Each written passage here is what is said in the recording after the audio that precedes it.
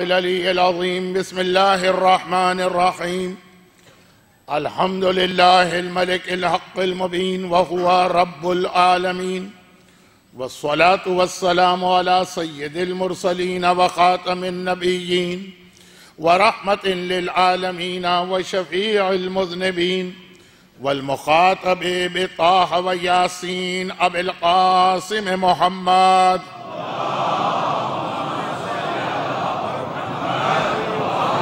وآلہ الطیبین الطاہرین المعصومین المظلومین المنتجبین المیامین الذین اذهب اللہ عنہم الرجس وطہرہم تطہیرا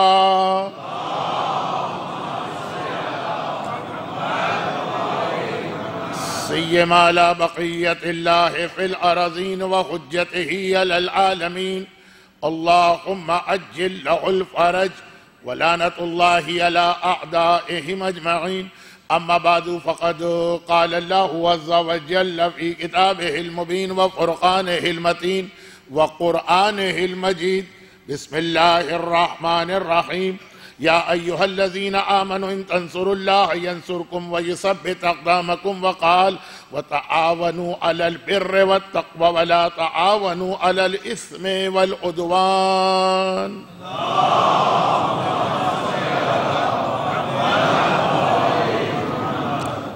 ایام ازاں 1438 ہجری کے چوتھے عشرے کی آج آخری مجلس ہے اور یہ مجلس 30ویں کی مجلس بھی ہے۔ اس اعتبار سے آج بھی ماتم زیادہ ہونا چاہیے اور مصائب بھی زیادہ، تو تقریر کا وقت ذرا 5 منٹ یا 7 منٹ کم رہے گا۔ البتہ میرا یہ جملہ یا یہ لفظ غلط فہمی پیدا نہ کرے کہ آخری مجلس اس چوتھے عشرے کی، ورنہ آپ کو معلوم ہے کہ امام بارگاہ علی رضا میں مجالس کا یہ سلسلہ ماہ سفر کی آخری تاریخ تک مسلسل جاری رہے گا۔ کل سے چہلم کا عشرہ شروع ہوگا جسے عشرہ زینبیہ کہا جاتا، اور اس کے بعد ماہ سفر کا آخری عشرہ جس میں 2 یا 3 بہت اہم تاریخیں آتی ہیں۔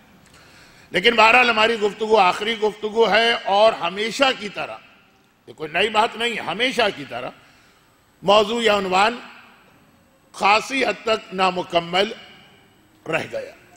معرفت اصحاب امام کے عنوان پر کوشش یہ کی جا رہی تھی کہ کچھ ایسی باتیں آپ کی خدمت میں پیش کی جائیں جو ہر امام کے صحابیوں اور ساتھیوں میں تھیں، لیکن خصوصیت کے ساتھ ان کا تذکرہ آخری امام کے حوالے سے روایتوں میں آیا۔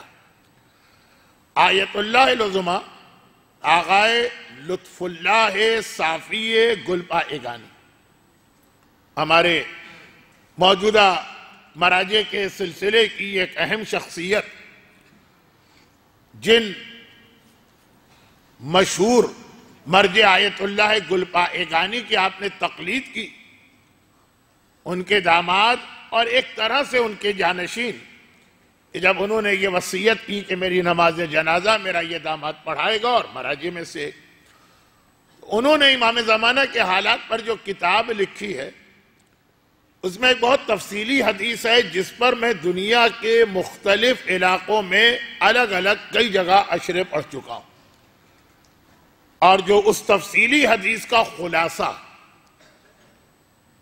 وہ تفصیلی حدیث میں ایک جملہ بھی ہے، اور وہ جملہ یہ ہے کہ یہ حدیث لکھ کر ہر مومن کو اپنے سامنے رکھنا چاہیے۔ اچھا، اب اصل مسئلہ لکھنے کا نہیں، اصل مسئلہ یہ ہے کہ وہ پیغام ذہن میں ہمیشہ تازہ رہے۔ تو وہ کیا چیز ہے حدیث میں؟ زمانے کے امام جب ظاہر ہوں گے تو ان کا جو ساتھ دینے والا لشکر بنے گا، اس میں 25 یا 28 یا 32 خصوصیات ہیں، سوائے اس حدیث کے جس میں امام خود نمبر بتا دے، عدد، اس کی تو بات الگ ہے، وہ تو نمبر طے شدہ ہے، لیکن جس میں امام عدد نہ بتائیں، خطبہ دیتے چلے جائیں، گنتی ہم لوگ کریں، یہ 1 ہوا، یہ 2 ہوا، یہ 3، اس میں بہرحال تعداد میں اختلاف ہو جاتا۔ روزہ توڑنے والی 9 چیزیں ہیں کہ 10 چیزیں؟ کھانا پینا، یہ 2 مانے جائیں گے کہ کھانا الگ اور پینا الگ؟ تو اب یہ 25 یا 28 یا 32، لیکن میں نے جو اشرے پڑھے اس کے اوپر بہت زیادہ پڑھے، پورے اشرے میں یہ حدیث مکمل نہیں ہو پاتی، تو میں اتنا بھی سمپل یا سادہ لوح نہیں ہوں کہ یہ سمجھوں کہ آج کی تقریر میں یہ حدیث شروع کر کے اس کا کوئی حق ادا کر سکوں۔ نہیں، میں صرف یہ بتا رہا ہوں کہ 25 صفتیں، خاصیتیں، خصوصیات، شرائط جو زمانے کے امام کا ساتھی بننے کے لیے ضروری، انہیں 3 میں محدود کیا جا سکتا، صرف 3، بنیاد 3 ہے، پھر اسی 3 کی تشریح، جیسے عشرہ سجادیہ، جو میرے عشرے سے پہلے والا عشرہ گزرا جس کا نام عشرہ سجادیہ، 21 سے 30 محرم، چوتھے امام کی اکثر یہ حدیث پڑھی جاتی ہے کہ اصول الکفر ثلاثہ، کفر کی بنیاد صرف 3 چیزیں، باقی ساری چیزیں جو ہیں وہ انہی 3 چیزوں کو بڑھاتے جاؤ تو سامنے آتی۔ التکبر یا الکبر والحرص والطمع، نہیں، الکبر والحرص والحسد کا 3 چیزیں، غرور، لالچ، اور جو کل کی بات کل آ گئی تھی اتفاق سے حسد۔ اور پھر امام نے مثال بھی دی، شیطان کو کس چیز نے کافر بنایا؟ شیطان ہمارا موضوع اس لیے ہے کہ پچھلے 2 دن سے ہم کس عنوان پہ گفتگو کر رہے ہیں کہ مومن کیسے کافر بنتا، اور اس کی پہلی مثال کون؟ سب سے پہلی شخصیت کون ہے جو مومن کامل، خالص مومن، بہترین مومن؟ شیطان۔ سب سے پہلی مثال کہ کون اس خرابی میں مبتلا ہوا کہ ایمان آنے کے بعد اس کا ایمان چلا گیا، ربنا لا تزغ قلوبنا بعد اذ ہدیتنا کی آیت سب سے پہلے کس کے لیے؟ کائنات کی تاریخ میں پہلی مخلوق شیطان۔ مومن، خالص مومن، کامل مومن۔ یہ کامل مومن میں نے 2 بار کیوں کہا؟ اس لیے کہ مومن کی 2 قسمیں ہم کو بتائی گئیں، اور یہ قسمیں بھی اس نے بتائی ہیں کہ جس سے بہتر مومن کی تعریف کوئی کر نہیں سکتا۔ عام آدمی تعریف کرے مومن کی یا کل ایمان بتائے کہ ایمان کسے کہتے ہیں، تو نہج البلاغہ میں جو مولا کا فرمان کہ مکمل ایمان جو ہے وہ تو 3 چیزوں کا نام، اقرار باللسان، تصدیق بالجنان، عمل بالارکان۔ زبان اقرار کر رہی ہو، دل تصدیق کر رہا ہو، اور عمل، ہاتھ پیر عمل کر کے دکھا رہے ہیں۔ تو اب یہ مکمل مومن، کامل مومن، میں نے کہا کہ وہ شیطان خالی عقیدہ نہیں ظاہر کر رہا ہے، عبادت گزار بھی ہے۔ بہت سے مومنین عقیدے میں تو بہت ہی ٹھوس اور کامل ہوتے ہیں، عمل کے مسئلے پہ آ کے ذرا کمزور پڑ جاتے ہیں۔ مومن بھی ہے، بے حجاب بھی ہے، مومن بھی ہے، داڑھی بھی شیو ہو رہی ہے، مومن بھی ہے، گانے بھی سنے جا رہے ہیں، مومن بھی ہے، زبان پہ غیبتیں بھی جاری ہیں، مومن بھی ہے، نمازیں بھی قضا ہو رہی۔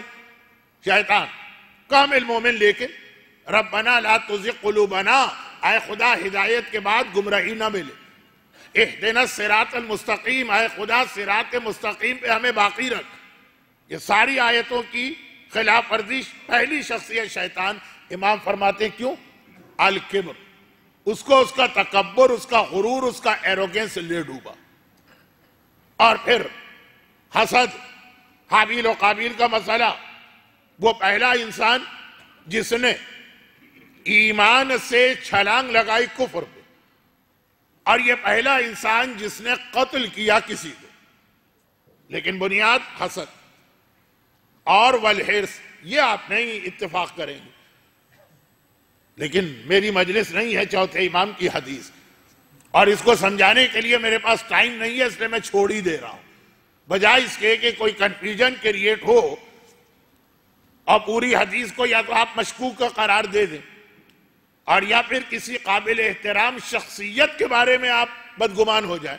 وہ تیسری چیز چھوڑ دیجئے، چیز بتا دی، اس کی مثال چھوڑ دیجئے. اور کہا کہ لالچ. اب یہ اصول الکفر، پورا کفر اس تین میں اسی کو بڑھاؤ گے تو اسی سے کفر نکلتا.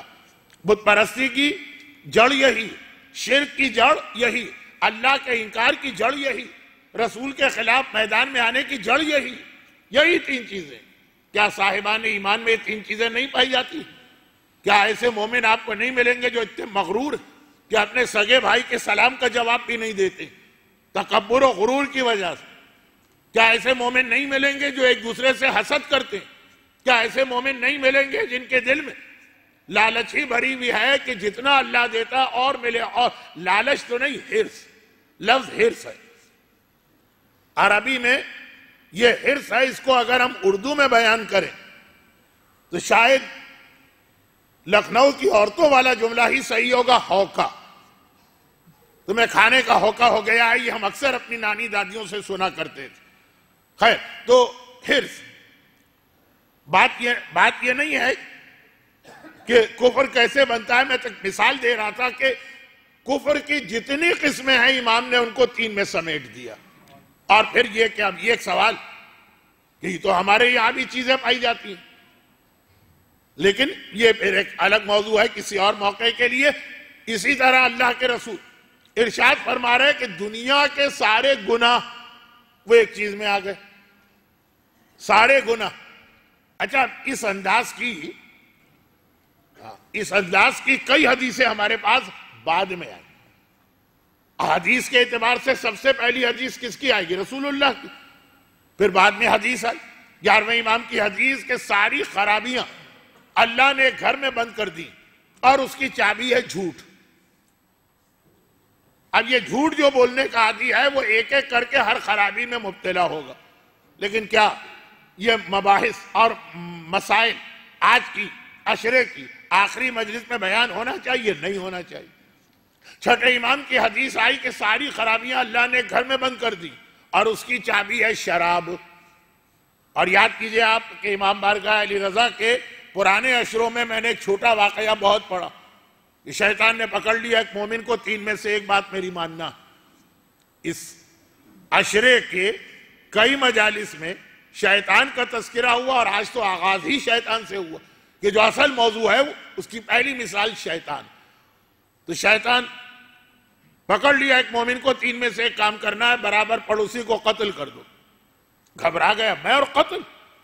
اجا اپنے والدین کو اچھی طرح سے مارو، خوب پٹائی کرو اپنے والدین کی. گھبرا گیا. فلا تقل لہما اف، جن کے سامنے اف کہنے کی اجازت نہیں. اچھا تو پھر یہ شراب پی لو. کہا یہ تو بہت آسان چیز ہے ان دو کے مقابلے میں. لیکن کیا ہوا کہ شراب پی تو شراب پی رہا، ماں نے آ کے ٹوک دیا کہ بیٹا یہ حرام کا. شرابی کا غصہ تو مشہور ہی ہے، ہوش و حواس کہاں ہوتے ہیں اس کے. اٹھا کے ماں کو مارنا شروع کر دی. باپ بچانے آیا تو 2 ہاتھ باپ کے بھی لگا دی. 32 دانت ماں کے توڑے تو 2 دانت باپ کے شامل کر لیے، جو میں اس سے پہلے ایک مجلس میں پڑھ چکا. پڑوسی یہ شور شرابہ سن کے آیا، ارے باپ اور ماں پہ ہاتھ اٹھا رہے، تم ہو کون ہمارے معاملے میں بولنے والے؟ تلوار نکال کے اس کی گردن بھی اڑا دی. تو اب ایک گناہ سے بچنے کے لیے بظاہر چھوٹے گناہ پہ گیا. امام نے کہا چھوٹا نہیں ہے، یہ ہر گناہ کو دعوت دینے والا ہے، شراب کا گناہ. مگر میری مجالس میں اگر مگر لیکن بہت آتے ہیں. مگر اس کے مقابلے میں دوسری حدیثیں بھی ہیں جن کے لیے اگرچہ میں ایک لفظ استعمال کرتا ہوں، آج استعمال نہیں کروں گا، الٹی حدیثیں. کل میں نے کہا نا، روح نکلنے کا جو عمل ہے اس میں ہماری جنگ ہوتی ہے ملک الموت سے، وہ روح نکالتا ہے، ہم روکتے ہیں. اور ایمان بچانے کی جو جنگ ہے اس میں معاملہ الٹا ہو گیا. اس میں ہماری جنگ ہوتی ہے شیطان سے، وہ ایمان کھینچتا ہے، ہم روکتے ہیں. تو الٹی حدیث کا مطلب یہ کہ کبھی بالکل الفاظ بدل جاتے ہیں. اسی طرح سے اب چونکہ موضوع بن گیا ہے جو میرا قطعاً ارادہ نہیں تھا، بن گیا ہے تو اس جملے کو مکمل کر لوں. اسی طرح سے روایتوں میں اس کی الٹی حدیث بھی آئی کہ اللہ نے کائنات کی ساری نعمتیں، ساری برکتیں، ساری رحمتیں، سارے فضائل، سارے خیر ایک کمرے میں بند کر دیے اور اس پر ایک تالا لگا دیا. گناہ، شر، خرابیاں، وہ ایک کمرے میں بند ہے، اس پہ تالا لگا. اب جس کے پاس اس کی چابی آ جائے اور وہ کھول لے تالا، چاہے جان بوجھ کر چاہے بھولے سے. بھئی اگر آپ نے کسی کمرے میں کوئی چیز بند کر دی ہے، کبھی چوہے ووہے اس طرح پکڑے جاتے ہیں کہ لاک کر دیا وہ اندر ہے اور غلطی سے کسی اور نے کھول دیا، وہ نکل بھاگے گا، چاہے جان بوجھ کے چاہے غلطی سے. تو شراب اور جھوٹ، الٹی حدیث، تمام خیر، تمام رحمتیں، تمام برکتیں، ساری نعمتیں، سارے فضائل اللہ نے گھر میں ایک کمرے میں بند کر دیے، اس پہ لاک لگا دیا. اب جس کے پاس اس لاک کی چابی آ جائے اور وہ اس کو کھول دے، اسے تمام کائنات کی رحمتیں، برکتیں، خیر سب کچھ مل جائے گا. ادھر جھوٹ اور شراب اور ایک دو چیزیں اور ہیں جو آخر میں، اصل میں تو حدیث رسول سمجھا رہا تھا، وہاں تک پہنچوں گا، لیکن جب یہ منفی پہلو آ رہا تو وہ حدیث بھی آپ کو سنائی جائے جس میں کہا ہر رحمت، ہر برکت، ہر خیر، ہر فضیلت، یہ سب اللہ نے ایک کمرے میں بند کر دی اور اس میں تالا لگا دیا، لاک. اب اس کی چابی ڈھونڈ لو. اگر تمہیں وہ چابی مل جائے اور تم نے وہ تالا کھول لیا، چابی اسی لاک کی ہے، کھلے گا. بس سمجھ لو کہ ہر رحمت، ہر برکت، ہر خیر تمہیں گھر بیٹھے مل جائے گی. اب آئیے روایتوں کا ایک جملہ، اور خیر ہو، برکت ہو، رحمت ہو، نعمت ہو، فضیلت جس گھر میں بند کیے گئے اس کی چابی کا نام ہے فاطمۃ الزہرا.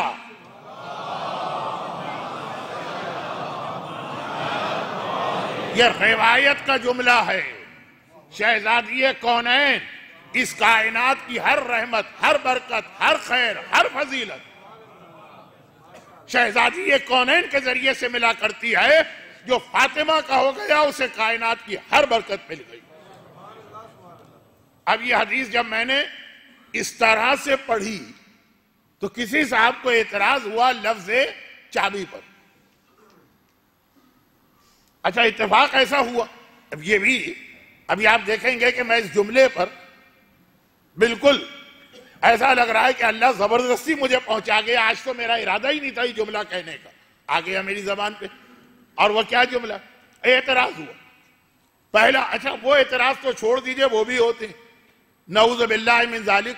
اس ممبر سے یہ جملہ کیسے کہوں کہ کسی نے کہا مولانا آپ تو شہزادی فاطمہ کو کچھ زیادہ ہی بلند کر کے دکھا رہے ہیں، ان کا جملہ تو اس سے بھی بدتمیزی کا تھا، کچھ زیادہ ہی آپ نے بڑھا دیا. لیکن ایک نے کہا کہ یہ جو ہے یہ سمجھ میں نہیں آتی حدیث کہاں سے پڑھی. اور اتفاق ایسا ہوا کہ یہ والا نکتہ جو کہ بہت لمبا تو ہے، ایک 2 منٹ کا نکتہ تو میں اکثر دہراتا رہتا ہوں. کوئی لمبی بات ہو تو دہراتے ہوئے شرم آ جاتی ہے کہ لوگ اتنی دور سے پتہ نہیں کہاں سے آئیں اور کہیں گے کہ ہم تو 4 گھنٹے آنے جانے کے ڈرائیو کیا، مولانا نے پرانی ہی چیز سنا دی. تو میں خود بھی شرما جاتا ہوں، لیکن ایک 2 منٹ کی بات بہت پڑھتا رہتا ہوں. 2 سال پہلے کربلا میں مجھے 20 جمادی الثانی کی محفل پڑھنے کا موقع ملا. قافلے کے ساتھ گیا تھا اور 20 جمادی الثانی شہزادی کی ولادت کی محفل، وہ تاریخ ہم کو کربلا میں ملی. تو ماں بین حرمین، بین الحرمین، ایک امام باڑہ ہوٹل کے نیچے، وہاں پہ یہ جشن ہوا. میں شہزادی کی ولادت کا جشن اور ولادت ہے تو یہ جملہ بھی پڑھ دیا. اب وہ اعتراض کرنے والے اعتراض کیے، کیونکہ اس دفعہ بھی بہت سے زائرین جو جا چکے ہیں تو کچھ ابھی جا رہے ہیں، جا کے چیک کر لیں گے جو جملہ میں کہہ رہا ہوں.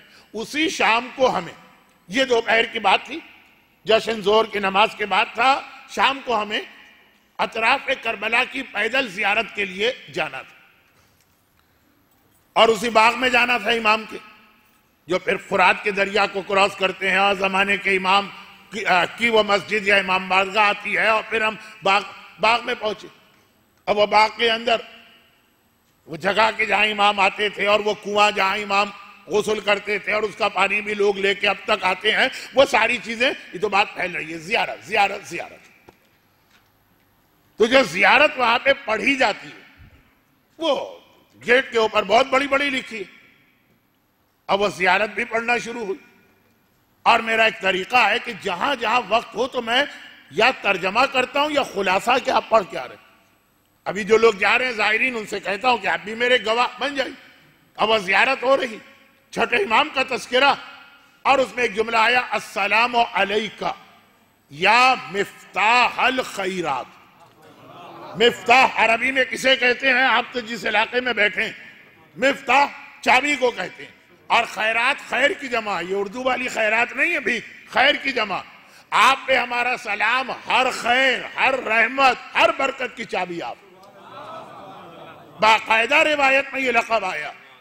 تو اگر کہ ہمارا موضوع تو تھا کہ گناہوں کی چابیاں، لیکن توازن برقرار نہیں رہ سکتا جب تک کہ فروع دین کے یہ دونوں پہلو تولا و تبرہ ساتھ ساتھ نہ چلے. تو یہ ہر نیکی کی چابی ہے اور بات ہو رہی ہے گناہ کی. پیغمبر نے پہلی حدیث اس عنوان پہ ارشاد فرمائی. جملہ کٹ گیا تھا نا کہ میں نے کہا کہ 11ویں امام کی بھی حدیث ہے، چھٹے کی بھی حدیث ہے، مولا کی بھی حدیث. پہلی حدیث اس انداز والی کہ جس میں کئی نیکیوں کو ایک میں یا کئی گناہوں کو ایک میں جمع کر دیا. پیغمبر کی حدیث، حب الدنیا رأس کل خطیہ. ہر خطا، ہر گناہ، ہر ترک اولا، ان سب کی راس، ان سب کی جڑ جو ہے وہ دنیا کی محبت ہے. اب یہ آج کا موضوع نہیں. موضوع کیا ہے؟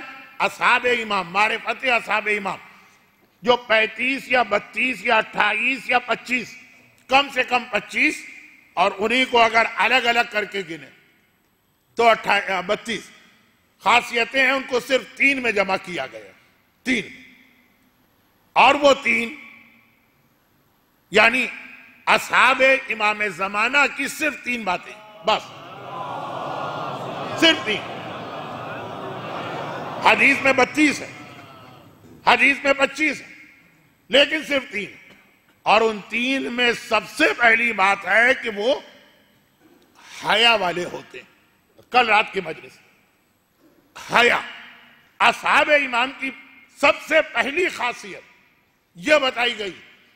اب لفظ حیا اس حدیث میں نہیں آیا، لیکن 25 میں سے 12 باتیں ایسی امام نے بتائیں جس کا تعلق حیا سے، جو ایمان کو بچانے والا عمل ہے. اور بے شرمی، بے غیرتی، بے حیائی. حرم ربی الفواحش ما ظہر وما بطن، لا تقربوا الفواحش ما ظہر منها وما بطن، ان الذین یحبون ان تشیع الفاحشۃ فی الذین آمنوا. سلسلہ ہے آیات قرآن کا. معرفت اصحاب میں پہلی بات یاد رکھی، حیا لا دین لمن لا حیا لا. یہ بات کل ہو رہی. اب حیا کے بہت پہلو ہیں. اس کے اندر حجاب بھی آ جاتا ہے، اس میں نامحرم سے براہ راست گفتگو بھی آ جاتی ہے، اس میں مکس گیدرنگ بھی آ جاتی ہے. لیکن آج چونکہ اس سال کے عشرے کی، میرے عشرے کی آخری مجلس، تو میں اب اس کو زیادہ پھیلا نہیں رہا ہوں، کوئی ضرورت بھی نہیں. لیکن ایک جملہ ضرور کہنا کہ آج کا پورا میڈیا بے حیائی پھیلانے کا نام. آیت ہے کہ جو لوگ صاحبان ایمان میں بے حیائی کے کام پھیلا رہے ہیں، اللہ نے ان کے لیے دنیا اور آخرت دونوں میں دردناک عذاب رکھا. ایک بار پہلے بھی میں نے تفسیر کا ایک جملہ عرض کیا تھا، صرف ایک جملہ. شیخ جعفر تستوری تفسیر میں ایک جملہ لکھ رہے ہیں، سوال کر رہے ہیں، سوال کا جواب دے رہے ہیں کہ قرآن نے جہنم کے بارے میں کہا نارون حامیہ، بہت گرم آگ ہوگی. تو آگ تو ہوتی ہی گرم ہے، اگرچہ یہ اب مثال ٹھیک نہیں ہے. کینیڈا میں آپ کو ٹھنڈی آگ بھی ملے گی، لیکن بہرحال چھوڑے، کینیڈا کی باتیں بہت ہو گئی. نارون حامیہ گرم آگ، تو آگ تو گرم ہی ہوتی. قرآن کی تو خاصیت یہ ہے کہ ایک لفظ زائد نہیں ہوتا. ہماری مجالس میں تو اگر آپ نے 5 منٹ شروع میں سن لیا پھر سو گئے، اور غم کے بیان سے 2 منٹ پہلے اٹھے تو آپ کو لگے گا ہی نہیں کہ کوئی چیز آپ نے مس کی. وہیں پہ ہم اٹکے ہوئے ہوں گے، وہیں پہ گھوم رہے ہوں گے، حیا اور حیا اور حیا اور حیا. قرآن میں تو ایک لفظ بھی زائد نہیں.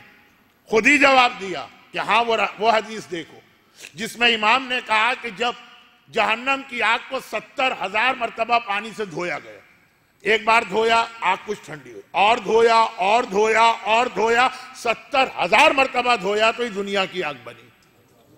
تو اب قرآن کہہ رہا ہے کہ بے حیائی پھیلانے والوں کے لیے عذاب نہیں ہے، علیم، علم، درد، تکلیف والا عذاب. عذاب تو ہوتا ہی تکلیف والا. لیکن جب یہ کہا، خود خدا نے کہا کہ دردناک عذاب، اور یہ آج کے میڈیا کا کام، اخبار ہو، انٹرنیٹ ہو، فیس بک ہو، ٹیلی ویژن ہو، اور اس کے اندر ساتھی بنتے ہیں وہ لوگ جو ان چیزوں پہ عمل کرتے ہیں. حتیٰ ایک جملہ میں کہہ دوں جس کے سمجھانے کا وقت بھی نہیں ہے اور ضرورت بھی نہیں، کیونکہ اب ہمیں حیا سے بڑھ کر دوسری چیز پہ جانا. ایک جملہ میں کہہ دوں کہ آج کل کے جو حجاب ہوتے ہیں یہ خود بے حیائی اور بے حجابی ہے. جس انداز کے ڈیزائن، ایمبرائڈری، سونے چاندی کے تاروں کے کام اور اس کو اٹریکٹیو بنایا جاتا، یہ خود یعنی جس چیز کا مقصد عورت کی حیا کو باقی رکھنا، وہی چیز عورت کو اور بے حیا بنا رہی.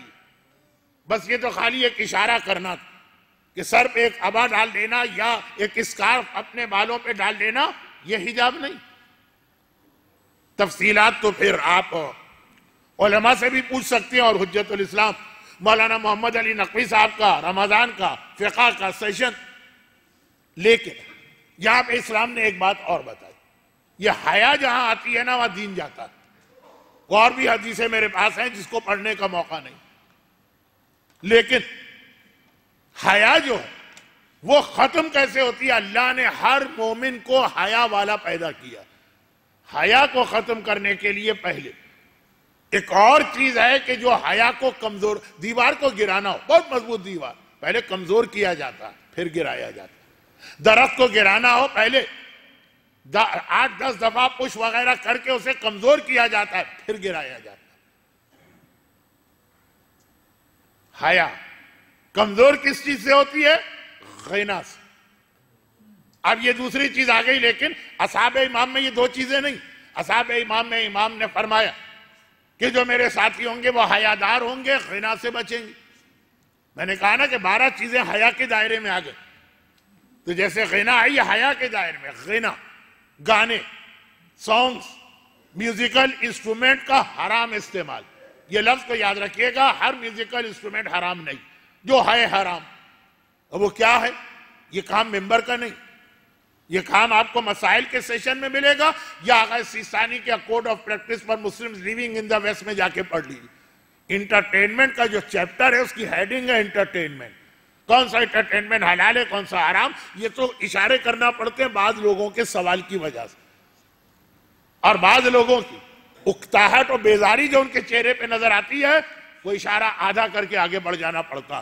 غنا یا گانا بجانا یہ حیا کو پہلے یہ آتا، یہ حیا کو کمزور کرتا ہے انسان کے نفس میں سے. اس کے بعد پھر یہ بے حجابی اور یہ ساری چیزیں بعد کے مرحلے میں آتی ہیں. یہی وجہ کہ جتنا حجاب کی اہمیت بتائی گئی ہے اتنا غنا سے دور رہنے کا بھی حکم دیا گیا. بھئی ایک حدیث، اللہ نے جب شیطان کو اس کے تکبر کی وجہ سے فخرج منہا کہہ کے آسمانوں سے نکالا تو اس نے اللہ سے کچھ چیزیں مانگی، اور ان میں سے ایک چیز یہ مانگی کہ اے خدا تو مجھے یہاں سے نکال تو رہا لیکن اپنے بندوں کے لیے تو انبیاء کو بھیجے گا، تو اگر مجھے نکال رہا تو میرے انبیاء بھی بھیج. اگر تیرے راستے پہ چلانے والے تو میرے راستے پہ بھی چلانے والے. اور جو تو اپنے بندے ان کو اپنی طرف بلا رہا، اذان کسے کہتے ہیں؟ حی علی الصلاۃ. بلا رہا تو میری بھی اذان دے کہ میں اپنے بندوں کو اپنی جانب بلاؤں. حدیث میں 30 جملے، میں صرف 2. بعض لوگوں کے چہرے اتر گئے، بعض لوگوں کے سر جھک گئے، بعض لوگوں کے انداز بدل گئے، تو میں نے کہا صرف 2. کہا کہ ہاں چلو شیطان تمہاری بات بھی مان. تو کہا میرے انبیاء کون ہیں؟ کہا کہ جتنے بھی سنگرز ہیں یہ تیرے انبیاء، اور جتنے بھی گانے ہیں یہ تیری اذان ہے. اور آج بھی آپ دیکھ لیجیے، ایک طرف مسجد سے حی علی الصلاۃ آتا ہے، ایک طرف ٹیلی ویژن سے گانے کا پروگرام آتا ہے. ہم شیطان کی آواز سن کے ادھر جاتے ہیں کہ رحمان کی آواز سن کے ادھر آتے ہیں. لیکن آج کا موضوع گانا نہیں، آج کا موضوع ہے گانے کا سب سے بڑا نقصان. یہ حیا کو کمزور کرنے والی چیز. چلیں ڈائریکٹ حیا کے بارے میں وہ جملہ میں نہیں کہہ رہا ہوں، یہ 3 بار کہہ چکا ہوں کہ حیا نہیں تو دین نہیں، انڈائریکٹ حدیث سنی۔ امام نے فرمایا ان الغنا ینبت النفاق کما ینبت الماء الزر، گانا تو وہ چیز ہے کہ اگر مسلسل سنتے رہو تو مومن منافق بن جائے گا۔ ینبت الماء الزر، یہ گانا اس طرح سے دلوں میں نفاق کو پیدا کرتا، اگاتا۔ ینبتو، نباتات اگنا، جس طرح کما ینبت الماء الزر، جیسے پانی زمین سے گھاس پھوس کو اگایا کرتا۔ نبی و مومن، منافق تو منافق بن جاتا ہے، تو اب یہ اس سے ملا ہوا۔ لیکن اب یہ لیکن کہے کہ میں بات کو بہت جلدی پورا کر رہا ہوں۔ غنا کی طرف آدمی جاتا کب ہے؟ یہ بھی ہے روایت میں اس کی ایک وجہ بتائی گئی، اور پھر آخر میں جا کے بات پہنچے گی ظہور امام کے ساتھیوں کی دوسری خاصیت۔ پہلی تو حیا، ہر وہ کام جو بے حیائی کی جانب لے جاتا ہو۔ دوسری چیز وہ یہ، غنا اور حیا دونوں ایک کیٹیگری میں آ گئے۔ تیسری چیز آج کی مجلس کے اعتبار سے اور اصحاب امام کے جو ہم نے 3 کالم بنائے، تو اس کی دوسری چیز امام نے فرمایا کہ یہ حیا اور غنا یہ اس وقت مومن کے پاس آتی ہیں جب اس سے بھی بڑی غلطی کرے، اور وہ ہے مال حرام۔ جب پیٹ میں حرام لقمہ جانے لگتا ہے تو اب تو آج کل ہر عالم، ہر ذاکر، ہر خطیب یہ حدیث پڑھتا۔ 40 سال پہلے جب میں نے پڑھی تھی، میں نے بھی کسی سے سن کے پڑھی تھی، تو بہت کم پڑھی جاتی تھی، آج کل ہر ایک پڑھتا، کہ کربلا میں آقا حسین نے یزیدیوں کو دیکھ کر کہا تھا کہ تم میرے خون کے پیاسے اس لیے بنے ہو کہ لقد ملئت بطونکم من الحرام، تمہارے پیٹ حرام غذا سے بھرے ہوئے۔ حرام غذا انسان کو خالی امام سے دور نہیں کرتی ہے، الٹا وہی جو 3 دن سے میں ہر چیز کو الٹا کر رہا ہوں، الٹا مومن کو یزید کے لشکر کا سپاہی بنا دیتی ہے۔ امام نے وجہ کیا بتائی؟ لقد ملئت بطونکم من الحرام۔ یہ نہیں کہا جو ہمارے ہاں بہت آرام سے کہہ دیا جاتا کہ بھائی وہ تو ہی دشمن اہل بیت، وہ تو ہی اسی گھرانے سے۔ مولا نے محمد حنفیہ کو جب جنگ میں بھیجا اور وہ آگے نہ بڑھ سکے اور آقا حسن جنگ جیت کے آئے، تو یہ کہا نا کہ اے محمد حنفیہ تیرا قصور نہیں ہے، یہ تیری ماں، فضیلت کم نہیں ہو رہی ہے، لیکن بہرحال محمد حنفیہ کی ماں شہزادی کائنات کے سامنے تو کچھ بھی نہیں ہے، یہ تیری ماں کا فرق ہے، یہ کہا۔ کربلا میں حسین نے یہ نہیں کہا کہ تم جو میرے مقابلے میں آئے ہو تو یہ تمہاری ماں کا قصور، کہا لقد ملئت بطونکم من الحرام، یہ تمہارے پیٹ میں جو کھانا پینا اور مال جا رہا یہ اس کا قصور۔ اور ایک بات یہاں پہ بہت جلدی پڑھ دوں، بلکہ ذرا رکوں گا اس لیے کہ مجمع تقریباً دروازوں تک پہنچ گیا ہے، اور پھر بھی پتہ نہیں کچھ لوگ آ رہے ہیں، اب ان کو جگہ نہیں مل رہی ہے، جبکہ ادھر ادھر آگے نہیں آئیے گا، آپ یہیں بیٹھے رہیے بچوں، آپ لوگ جو ہے نا جہاں جگہ ہے تکلیف میں آپ کو ڈالے بغیر ذرا آگے آ جائیے تاکہ پیچھے زحمت نہ ہو۔ مال حرام،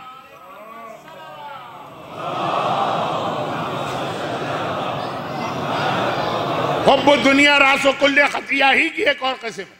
ہر گناہ جب مال کی محبت آدمی کے دل میں پیدا ہوتی ہے، اگرچہ اس کا علاج بھی قرآن نے بہت آسان بتایا، لیکن کیا کروں، وہ علاج میں بتاتا ہوں تو قرآن بدنام نہیں ہوتا ہے، مجھے بدنام کر دیتے ہیں لوگ۔ وہ قرآن کا علاج، الہاکم التکاثر حتی زرتم المقابر، مال کی محبت نے تمہیں گمراہ کر دیا، ہاں جب تک کہ تم قبروں کی زیارت نہ کرو، قبر دیکھو، مردہ سوچو، عذاب دیکھو تو مال کی محبت سے بچو۔ میں یہی کام تو کرنے کی کوشش کرتا ہوں کچھ مجالس میں۔ قرآن مسئلہ بھی بتا رہا، الہاکم التکاثر، ہلاک ہو گئے تم تکاثر، کثرت مال کی وجہ سے، اور علاج بھی بتا رہا حتی زرتم المقابر، موت کو یاد رکھنا۔ خیر یہ تو ایک ضمنی بات آ گئی۔ یہ کربلا کے یزیدیوں کی جو سب سے بڑی خصوصیت آقا حسین نے بتائی۔ مولانا کہاں سے پڑھ دیا کوئی حوالہ؟ پہلی مجلس میں نے کیا کہا تھا کہ اگر میں یہ پڑھ دوں کہ ہر مومن جنتی ہے، کوئی آدمی آ کے حوالہ نہیں مانگے، مطلب کی حدیث، اور اگر کہہ دوں کہ مال حرام کھانے والا یزیدی ہے، مولانا حوالہ۔ خیر وہ ایک طرح سے بات صحیح بھی ہے، لیکن غلط آدمی سے ہی لوگ سوال کرتے ہیں۔ اچھا اب آ جائیے، آقا حسین کے کربلا کے میدان کے خطبے ہماری قوم نہیں پڑھتی، کربلا کا جہاد عقیدہ سے آنسو بہاتے ہیں، لیکن خود حسین نے 28 رجب سے 10 محرم تک بار بار مختلف تقاریر کر کے بتائیں کہ میں کربلا کیوں جا رہا ہوں. وہ بہت کم ہمارے یہاں پڑھا جاتا، لیکن الحمدللہ ایک خطبہ بہت مشہور ہے. پہلے اس کا ایک جملہ مشہور تھا، اب اس کے 2 جملے مشہور ہو گئے. جو پرانا مشہور جملہ ہے، الموت اولی من العار، مر جانا بہتر ہے ذلت کی زندگی، عزت کی موت ذلت کی زندگی سے بہتر ہے. کربلا میں آقا حسین کا جملہ ہر ایک کو یاد ہے. اور اسی خطبے میں یہ جملہ بھی پھر اس کے بعد آیا، ہیہات من الذلہ، میں اور ذلت قبول کروں، ہو ہی نہیں سکتا. اسی بیچارے خطبے کا تیسرا جملہ ہے، لقد ملئت بطونکم من الحرام. ادھر ادھر کہیں اور ڈھونڈنے کی ضرورت نہیں ہے. جو خطبہ آپ کی نگاہ میں اتنا اہم ہے، اور ہے اہم، اتنا اہم ہے کہ باقی سارے خطبے بھلا کے اس کو یاد رکھا، اس میں ذرا اس سے پہلے کا جملہ بھی دیکھ لیجیے، تمہارے پیٹ حرام، تو یہ مال حرام. بات کیا ہو رہی تھی کہ ایمان کیسے جاتا. مال حرام سب سے اہم چیز ہے جو آدمی کے ایمان کو ختم کرتا. جو کہ وقت بہت کم رہ گیا ہے تو میں ہر بات کو بہت کھول کے نہیں بیان کر پا رہا. اور مال کے حوالے سے بات آئی تو میں ان 2 چیزوں کو ملا نہیں رہا ہوں. اب جو بات میں کہنے جا رہا ہوں نا، ایک اور بات ملا نہیں رہا ہوں. مجھے خوشی ہوئی اور بہت زیادہ خوشی ہوئی جب کسی مومن نے کل کی مجلس کے بعد یہ یاد دلایا. مولانا آپ نے پہلے اس عشرے کی شروع کی ایک مجلس میں یہ وعدہ کیا تھا. اب آپ کے ذہن کدھر جائیں گے، کیا وعدہ ہوگا، کوئی روایت پڑھنا، کوئی واقعہ نہیں. آپ نے وعدہ کیا تھا کہ ایک بار پھر صاحبان ایمان کو عزاداری میں مالی تعاون کے حصے کا ثواب دلوایا جائے گا. اور آپ نے کہا تھا کہ شہادت کی مجلس میں پڑھوں گا. کل آپ نے کچھ نہیں پڑھا، ہم تیار ہو کے آئے تھے. باقاعدہ لوگوں نے یاد دلایا مجھے کہ ہم آئے تھے اور آپ نے ہمیں اس ثواب سے محروم کیا اور اپنا وعدہ پورا نہیں کیا.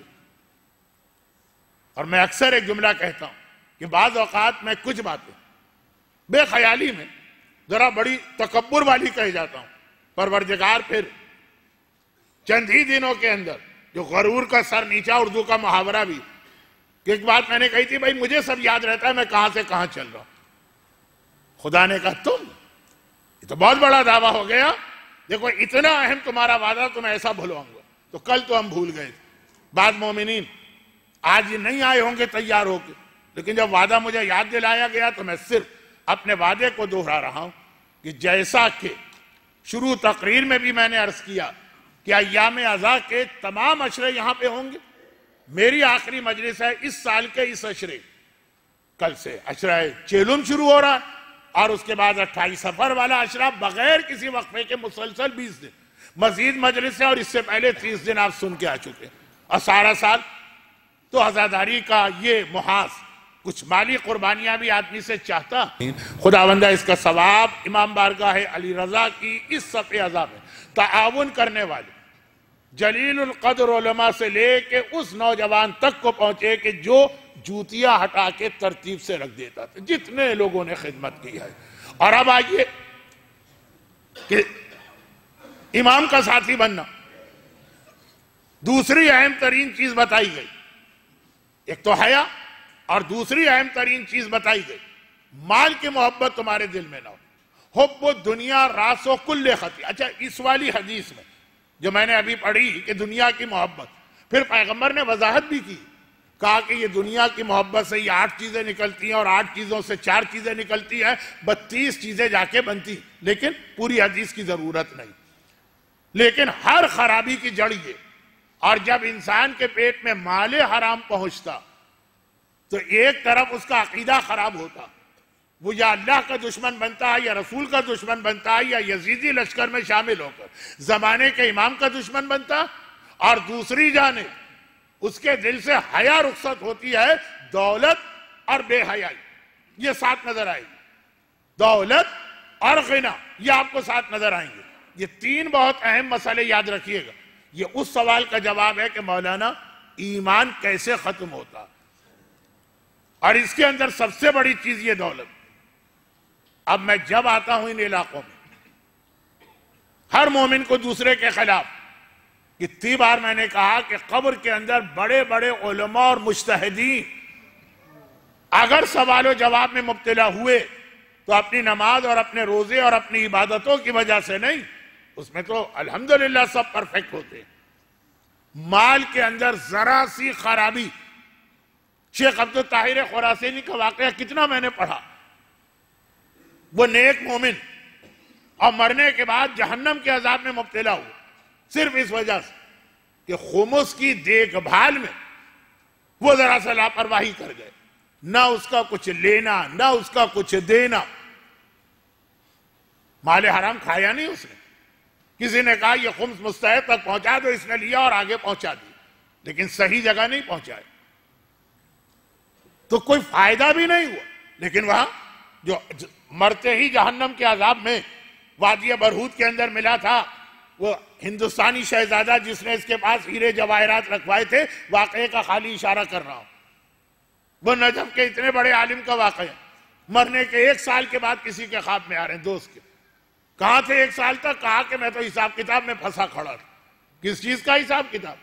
کہا کہ میرے سامنے سے بھوسے سے بھرا وہ اونٹ گزر رہا تھا، میں نے ایک ٹنگا توڑ کے دانتوں میں خلال کر لیا. مرنے کے بعد مجھ سے پوچھا گیا کہ یہ ایک مسلمان کا مال تھا، بغیر اجازت کے تم نے اس کو استعمال کیسے کیا؟ اور ایک بہت بڑے عالم، مرجے تو نہیں لیکن بہت بڑے عالم، وہ شیخ بہائی کو دعوت دے کے قبر میں جس قصائی نے بلایا تھا، پتا چلا کہ مرتے ہی جنت میں گیا ہے. کیوں گئے؟ کہا 2 نیکیاں کرتا تھا. نمبر 1، کاروبار میں کبھی فراڈ نہیں کیا. قصائی کے پیشے میں فراڈ کی بہت گنجائش. اور نمبر 2 یہ کہ نماز کو اول وقت میں پڑھا، مگر جنت میں بیٹھ کر اپنی 2 نیکیوں کا ثواب لے کر بھی تکلیف سے کر رہا بھی رہا. دیکھا انگوٹھے پہ سانپ لپٹا ہے، بڑا زہریلا سانپ، اور بار بار کاٹ رہا. یہ بھی کہا ہاں یہ بھی. جنت کی نعمتیں بھی مل رہی ہیں، جہنم کا عذاب بھی مل رہا ہے. کیوں؟ کہا یہودی کے 10 درہم واپس کرنے کی طرف توجہ ہی نہیں دی، خیال ہی نہیں کیا. تو قبر ہو کے قیامت، یہ جو پیسے کا لین دین اور حساب کتاب کا معاملہ، اتنے آج کل اچھے صاحبان ایمان کے فراڈ کے کیسز سننے کو آتے. قرضہ لیا ہے واپس نہیں کر رہے، پیسہ لیا ہے انویسٹمنٹ کے لیے، کھا کے بیٹھ گئے. یہ تو خیر بڑی بڑی رقم ہے، تنکے کا حساب دینا ہے. وَمَنْ يَعْمَلْ مِثْقَالَ ذَرَّةٍ خَيْرًا يَرَهُ وَمَنْ يَعْمَلْ مِثْقَالَ ذَرَّةٍ شَرًّا يَرَهُ. یہ اتنی آسانی کے ساتھ جو ہمارے یہاں مالے شیطان. اب آ جائیے، وہ یہ جملہ بھی نامکمل ہے، اب اس کو میں مکمل کرتا ہوں. اچھا، اس سے پہلے صرف ایک جملہ جو میں نے 85 دفعہ پڑھا ہوگا، ایک دفعہ اور سن لی. انتہائی متقیوں، پرہیزگاروں، دیندار گھرانوں میں بھی، انتہائی پرہیزگار اور دیندار گھرانوں میں میراث کے مسئلے کے اندر اتنا ایک دوسرے کا حق مارا جاتا ہے اور مال حرام استعمال کیا جاتا ہے، کیونکہ کوئی آئیڈیا ہی نہیں ہے مسائل کا. اتنا خطرناک یہ مسئلہ ہے، دل چاہ رہا تھا کچھ بیان کروں گا، لیکن 9:20 ہو گئے. 9:25 پہ مسائل شروع کر دینا. جیسا بھی الٹا سیدھا مکمل نامکمل موضوع رہا، صرف میراث کی جانب آپ کی توجہ پوری نہیں مبذول کرا رہا، بہت وقت لگے گا. صرف 3 چھوٹے سے مسئلے بیان نہیں کر رہا ہوں. میں خود ڈرتا ہوں کہ اگر میں مسئلہ بیان کروں تو کتنا بھی چھوٹا کیوں نہ ہو، کیونکہ مجھے مسائل کو بیان کرنے کا شوق بھی ہے اور مزہ بھی آتا. تو میں بہت لمبی بات کر دیتا ہوں. میں خود یہ ذمہ داری میں دے کے جا رہا ہوں اپنے محترم دوست حجت الاسلام مولانا محمد علی نقوی صاحب کو، جو رمضان میں آپ کی پورے مہینے خدمت کرتے ہیں، ابھی تو ممبر کے حوالے سے ویسے بھی. اور یہ پوچھے گا 3 چیز. نمبر 1، یہ ضرور ان سے پوچھئے گا کہ عرف کو ذرا سمجھائیں. گرچہ اس سے پہلے میں شہزادی کی شہادت کی مجلسوں میں 2 سال پہلے آیا تھا، 5 مجلسیں عرف پر تھی. اب تک یہ مسئلہ سمجھنا. بھئی کیا اس کا میرے موضوع سے کیا تعلق؟ ابھی بتا رہا. افراط و تفریط کے مسئلے کون سے سمجھئے گا، یہ شریعت میں یہ لفظ کا استعمال ہوتا.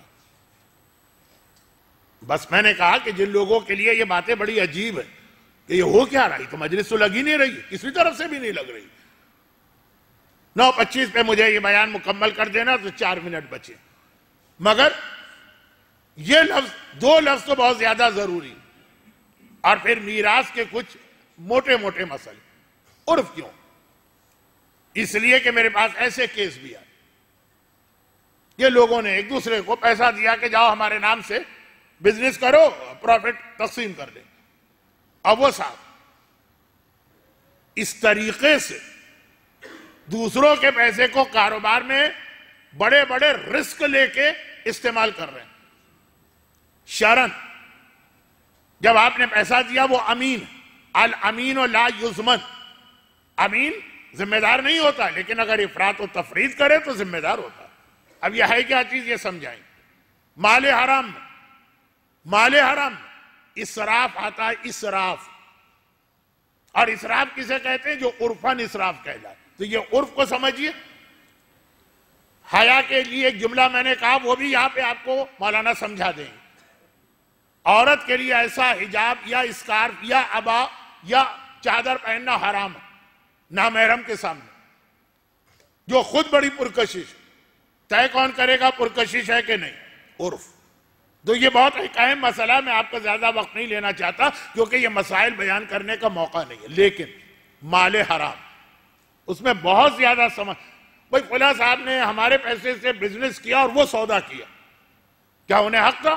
کہیں گے عرفاً دیکھا جائے گا، شریعت کہتی ہے عرف سے پوچھو۔ اب عرف معلوم ہو تو آپ پوچھیں نا۔ تو یہ بہت اہم دو تین مسئلے سمجھئے، جادو والے مسئلے، کہ یہ سمجھ میں آ گئے تو 500 مسئلے سمجھ میں آ جائیں گے۔ نہیں، مسئلے نہیں سمجھنا ہمیں۔ یہ مسئلے سمجھ میں آ گئے تو آپ کا گھر مال حرام سے بچ جائے گا، ورنہ آپ کو پتہ ہی نہیں چلے گا۔ امام نے ایک جملہ ایک بار نہیں، 2 بار نہیں، 50 بار تو کہا ہوگا کہ الفقہ ثم المتیہ، جب کوئی آدمی بزنس کرے پہلے شریعت کے سارے مسائل سیکھے، ورنہ اس کے گھر میں مال حرام آ ہی جائے گا۔ یہ بہت واضح امام کا حکم ہوتا ہے ہر بزنس مین کے لیے۔ اصل خطرہ کیا ہے؟ مال حرام نہ آنے پر، جو ہمارے یہاں میراث کے چکر میں تو بہت آ رہا۔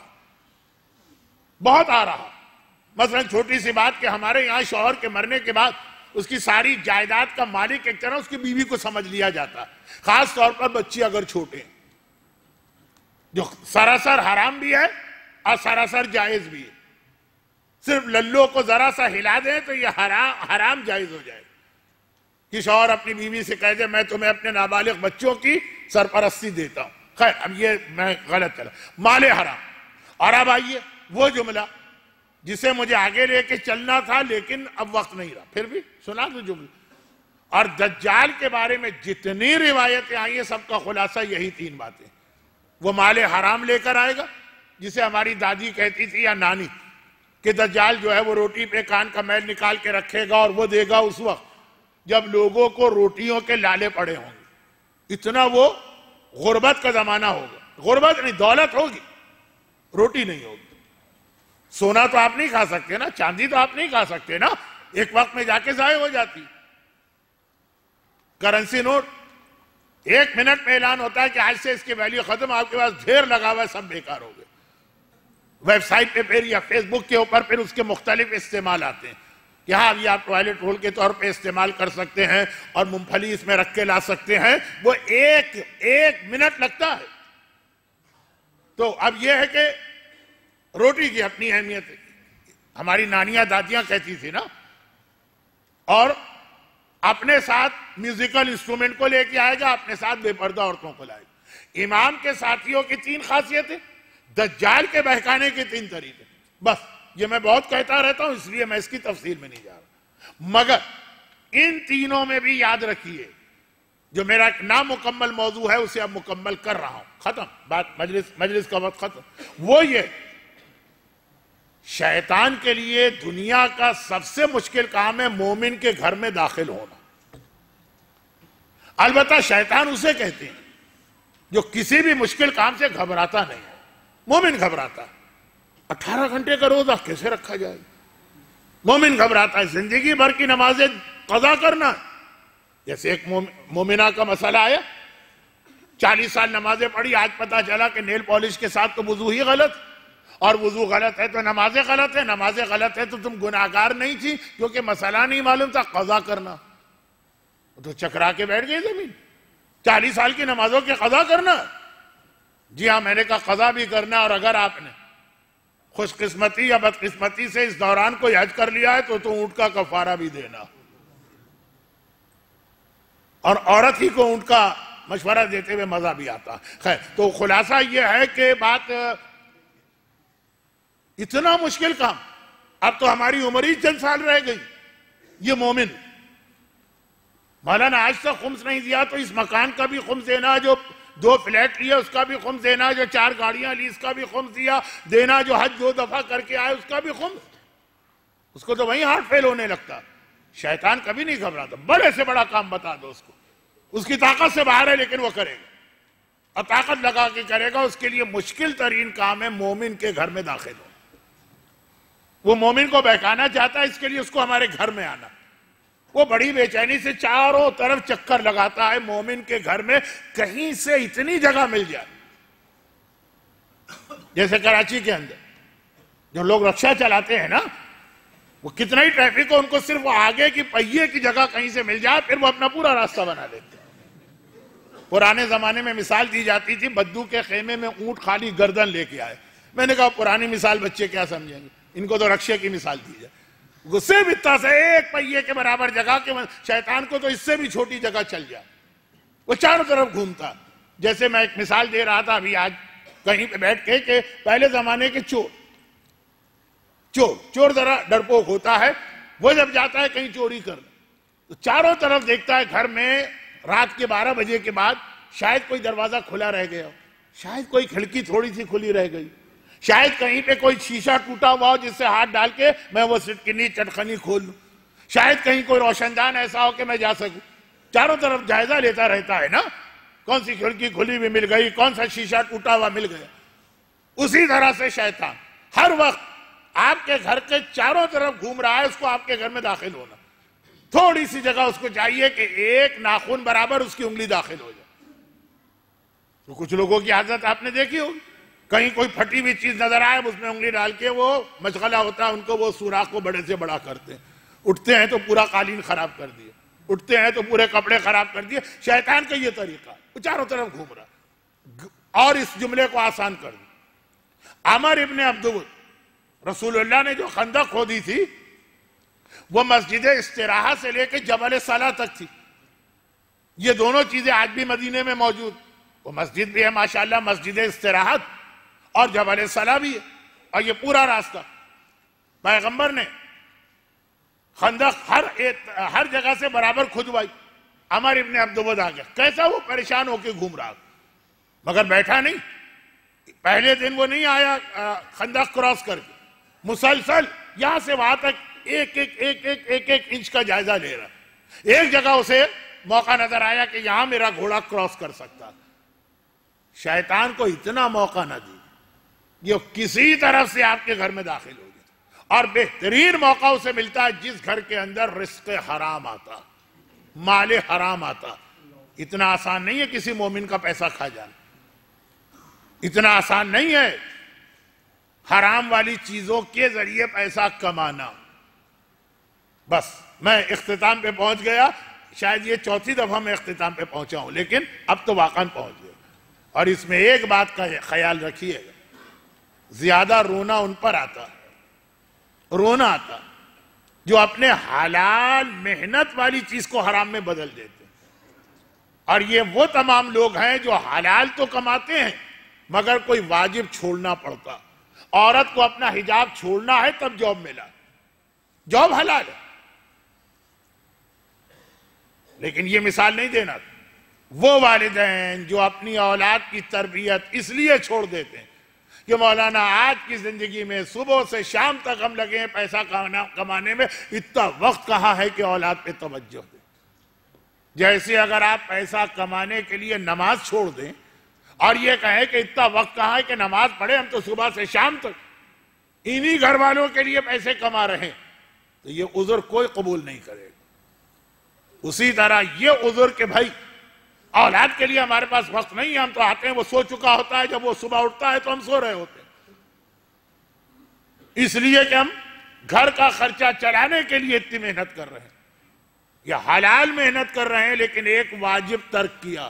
خالی نماز واجب نہیں ہے، وہ تو ہے ہی، روزہ واجب نہیں ہے، تربیت اولاد بھی واجب ہے۔ یہ مال حرام کیسے بن رہا ہے اس کو میں سمجھا رہا تھا۔ مگر وہی جو میری تقریر کا آخری حصہ تھا، مایوس کبھی نہ ہو مومن، کوشش آپ کو کرنا۔ ابھی میں نے کہا جن کے پیٹ حرام سے بھرے وہ یزیدی حسین کی مظلومیت وہ ہے جس نے یزیدیوں کو بھی رلوا دیا۔ دیکھیں یزیدی ہیں تو آدمی سوچے کہ یہ تو ہیں یزیدی، ان سے تو بات کرنا ہی بیکار ہے، کون سی ہماری بات مانیں، مگر یزیدیوں کو بھی رلوا دیا۔ مومن مایوس نہیں ہونا، یزیدیوں کو بھی بدل سکتے ہو، بس شیطان کو داخل ہونے کا موقع نہ دو، پھر خیر ہی خیر، اور دجال کے ہتھیار سے ہمیشہ بچتے رہو۔ آج جمعے کا دن ہے، مجھے اپنا وہ مظلوم امام یاد آ رہا جس نے جمعے کے دن مسجد میں خطبہ دیا۔ ویسے تو 30واں ہے، ہمارے یہاں کے عرف میں یہ لفظ میں آپ کے حوالے کر گیا تھا کہ آپ سمجھیے گا بعد میں علماء سے، 30ویں کو مرنے والا اور یاد آتا ہے، ویسے تو یاد ہے اور یاد آتا ہے، اور پھر آدمی اپنی حیثیت کے مطابق دسترخوان پہ کچھ کھانے کی چیزیں رکھتا اور کچھ نہ صحیح تو پانی ضرور رکھتا۔ زینب کبریٰ کے لٹے گھر میں تو آج اتنے شہیدوں کا 30واں، ہمارے یہاں تو یہ کہ بھئی باپ مر گئے ہیں مولانا آج ان کا 30واں ہے، آ کے فاتحہ پڑھ دی۔ زینب کے گھر میں آج کتنے شہیدوں کو یاد کیا جا رہا، اور کتنی عجیب بات ہے کہ ساقی کوثر کی بیٹی ایک کوزہ آپ بھی آج ان شہداء کے فاتحے کے لیے کسی کی خدمت میں پیش نہیں کر سکتے۔ ساقی کوثر کی بیٹی ہے، یہ ساری کائنات کی جنتیوں کو کوثر سے سیراب کرے گا، کیونکہ یہ 30واں جو آیا تو زینب کبریٰ مدینے میں اپنے گھر میں نہیں ہے، وہ اسی زندان شام میں ہے جہاں کل وہ ننھی سی بچی، وہی زندان شام جہاں خود زینب کہتی ہیں بیٹا سجاد آنے والی خوراک اتنی کم ہے کہ میں اپنا حصہ بچوں کو دے دیتی، جس کے نتیجے میں شام غریبہ پوری رات لٹے گھر کا پہرا دینے والی زینب میں صرف نماز شب پڑھنے کی طاقت نہ رہی، بیٹھ کے پڑھ رہی۔ کہا وہ شام غریبہ لگ رہا ہے کہ یہ زینب نہیں، عباس جری کی بہن، لگ رہا ہے کہ یہ فاتح خیبر مشکل کشا علی کی بیٹی، اور آج آ کے دیکھیے نماز کے لیے سنت نماز بدن میں کیوں سارا حصہ بچوں کو دے دیا جاتا، اور بچے بھی وہ ہیں کہ جو روز بروز کم بھی ہوتے جا رہے ہیں،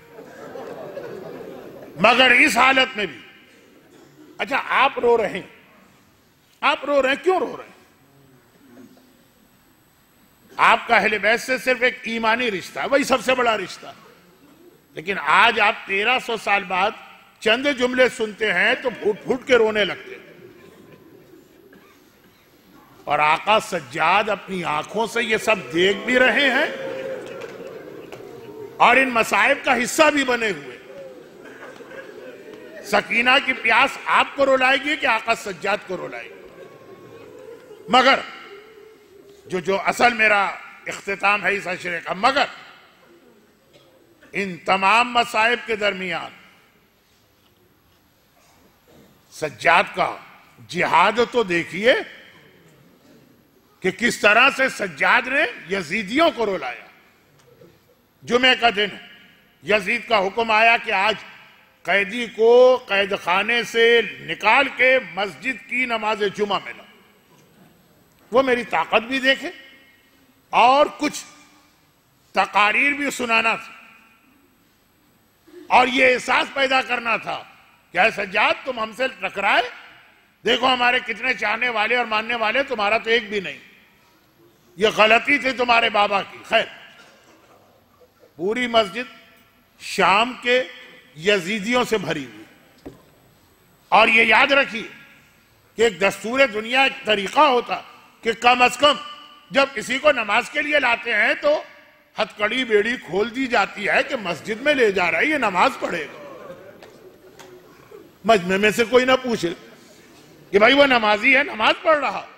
یزید کو اتنا بھروسہ ہے اپنے شامیوں پر کہ اگر میں ایک قیدی کو اس حالت میں لاؤں کہ گلے میں توق ہو، ہاتھوں میں ہتکڑی ہو، پاؤں میں بیڑی ہو، تب بھی ایک آدمی نہ احتجاج کرے گا نہ سوال کرے گا.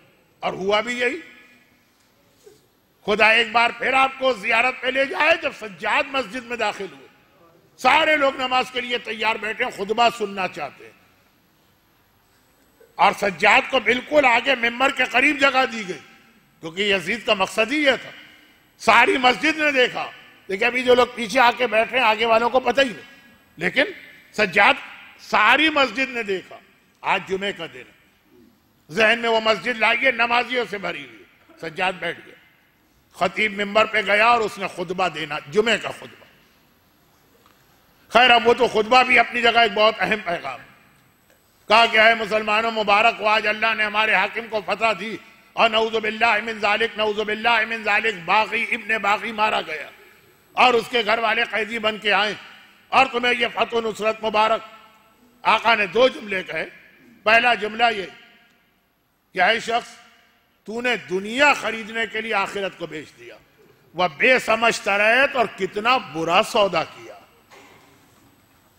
اور ایک بندے کو راضی کرنے کے لیے اللہ کو ناراض کر دیا، اور کتنی بڑی ناراضگی تو نے مول لی. کہیں ہم میں تو ایسا نہیں ہے جو دنیا خریدنے کے لیے آخرت کو بیچ رہا؟ کہیں ہم میں تو کوئی ایسا نہیں ہے جو دنیا کے کسی آدمی کو راضی رکھنے کے لیے اللہ کو ناراض کر رہا ہو؟ یہ جملہ میں نے پچھلے سال ایک جگہ پڑھا تو اس سال وہاں پہ اس جملے سے مجھ سے پورا اشرا پڑھوا دیا گیا کہ وہ فہرست پھر بتا دیجئے کہ اللہ کس سے ناراض ہوتا. اللہ کو ناراض کیا ایک انسان کو. اس کے بعد آقا سجاد کھڑے ہو. آسان نہیں تھا کھڑا ہونا، فاقے کے عالم میں ہے. جب زینب کبریٰ کو غذا نہیں مل رہی ہے اور فاقے کے عالم میں گلے میں توق بھی ہے ایسا کہ ہر وقت گردن جھکی رہتی ہے، ہاتھوں میں ہتکڑی بھی ہے، پاؤں میں بیڑی بھی ہے، اسی حالت میں کھڑے ہوئے کہا یزید تیرے آدمی کو جو کہنا تھا کہہ دیا، اب اجازت ہے میں بھی کچھ کہوں. اب یزید تو ابھی پریشان، کیا جواب دے. مجمع نے کہا کہ یزید ہم اس کی بات سننا چاہتے ہیں. آقا سجاد کو یزید کی اجازت نہیں چاہیے، یہ ممبر یزید کا نہیں ہے، یہ سجاد کا ممبر. تو پھر یہ سوال کیوں کیا؟ مجمع کو بیدار کرنا ہے، لوگ سو رہے ہیں ان کو جگانا ہے. انگریزی کا ایک لفظ ہے اویئرنیس. چنانچہ جیسے ہی مجمع جاگا اور اس نے کہا کہ ہم بھی سننا چاہتے ہیں، آقا نے پلٹ کے دیکھا بھی نہیں کہ یزید کیا بول رہا، اس سے اجازت کو تھوڑی لینا تھی. اور ایک بار ممبر پہ گئے، ممبر پہ جا کے تاریخ انسانیت کے اہم ترین خطبات میں سے خطبہ دیا. کہا جو مجھے جانتا ہے سو جانتا ہے، جو نہیں جانتا تو مجھے پہچان لے. انا ابن محمد المصطفیٰ، انا ابن خدیجۃ الغراء، انا ابن علی المرتضیٰ، انا ابن بنت نبیک. میں محمد مصطفیٰ کا بیٹا ہوں، میں خدیجہ پاکیزہ کا فرزند ہوں، میں علی مرتضیٰ کا وارث ہوں، میں تمہارے نبی کی بیٹی کے بیٹے کا بیٹا ہوں. ارے مجھے پہچانو، انا وارث الکعبہ، انا صاحب و صفا و مروہ و زمزم. کعبے کا مالک میں ہوں، صفا اور مروہ اور زمزم کا صاحب میں ہوں. اس انداز سے میرے مولا نے خطبہ دیا اور پھر ان جملوں پہ آ گئے. اور دیکھو میں وہ ہوں کہ جس کو بھوکا اور پیاسا ذبح کیا گیا، جس کا سر پس گردن سے جدا کیا گیا، جس کے لاشے پہ گھوڑے دوڑائے گئے، جس کے گھر والوں کو قیدی بنا کے بازاروں اور درباروں میں لے جایا گیا. مسجد میں کوہرام بپا ہوا. یزید گھبرا کے مؤذن سے کہتا ہے کہ اقطع کلامہ، جلدی سے اس جوان کا کلام کاٹ دے، اذان دے۔ مولا سجاد نے اذان کو بھی تبلیغ کا ذریعہ بنایا، دونوں طرح کی تبلیغ، چاہنے والوں کی بھی تبلیغ، دشمنوں کی بھی تبلیغ، چاہنے والوں کی تبلیغ۔ ادھر اذان شروع ہوئی، آقا نے اپنا خطبہ روک دیا، کہا کہ اہمیت نماز پہچانو۔ سجاد اپنا خطبہ روک دیتا ہے اگر نماز کا وقت آ جائے، اور یزیدیوں کو بھی، کہ جب مؤذن نے کہا اشہد ان محمد رسول اللہ، مجمع کے سامنے سجاد جھکا، یزید کو دیکھا، اے یزید یہ تیرے جد کا نام اذان میں آ رہا ہے، کہ میرے جد کا تذکرہ ہو رہا ہے۔ اذان کو بھی اپنا تعارف بنایا۔ بس تاریخ کا واقعہ مکمل ہوا۔ اب دو جملے میں اپنی طرف سے کہتا ہوں، ایک جملہ آپ سے کہتا ہوں، ایک جملہ آقا سجاد سے کہتا ہوں۔ آپ سے جو جملہ کہتا ہوں وہ یہ کہتا ہوں کہ آپ نے زندگی میں سینکڑوں علماء کو سنا، خطیبوں کو سنا، ذاکرین کو سنا، اسپیکر کو سنا۔ دیکھیے میں تو خود ممبر پہ جاتا ہوں، خطبہ دینے والے کو گردن کی یا گلے کی آزادی چاہیے کیونکہ کبھی سر گھمانا پڑتا ہے، ہاتھوں کی آزادی چاہیے، ہاتھوں سے اشارہ کرنا پڑتا ہے۔ ہماری جان نثار مسجد کے اس خطیب پر جس کے گلے میں طوق خاردار بھی ہے، ہاتھوں میں ہتھکڑیاں بھی ہے، اور ایسا خطبہ دے رہا ہے۔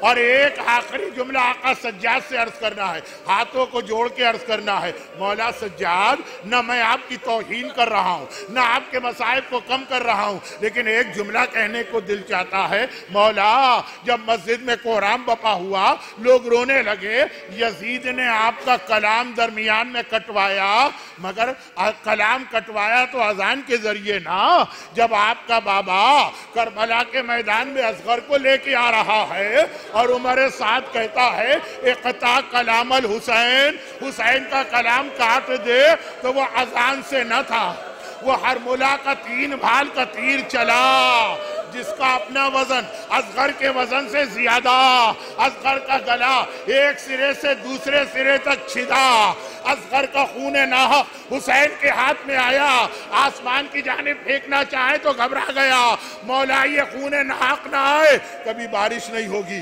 زمین پہ ڈالنا چاہا زمین تھرا گئی، مولا یہ خون ناحق زمین پہ نہ آنے پائے، انکار آسمان کو ہے راضی زمین نہیں، اصغر تیرے خون کا ٹھکانہ کہیں۔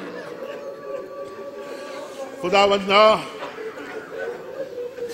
بعض روایتوں میں بھی ہے اور مقاتل میں بھی، جس مجلس میں اصغر کے مسائب پڑھے جاتے ہیں، اصغر کی دادی فاطمہ غش کھا کے گر پڑتی ہے۔ خدا بندہ تجھے اس خون ناحق کا واسطہ جو آسمان و زمین قبول کرنے کو تیار نہیں، ان مسائب اصغر پہ جتنے مومنین اور مومنات گریہ کر رہے ہیں، ان کو غم حسین اور غم اہل بیت کے علاوہ دنیا آخرت کے ہر غم سے محفوظ فرما۔